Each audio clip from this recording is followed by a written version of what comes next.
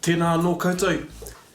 Today's kōrero is asking how somebody is using kei te pēhea koe. But first, let's check out these kupuhau. Hia moe. Hia kai. Pōuri. Hoha.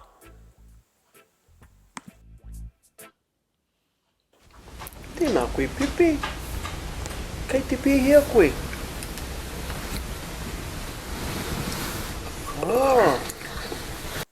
Kei te hia moe koe. Tēnā koe tama. Kei te pēhea koe. Kei te hia kai au. E hine. Kei te pēhea koe. Kei te pauri ahau. Tēnā koe e koro. Kei te pēhea koe. Kei te hoha au. Haere atu.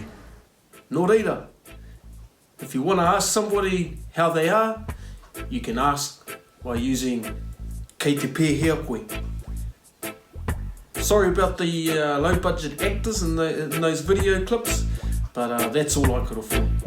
Nō reira e te whānau, ka kite anō.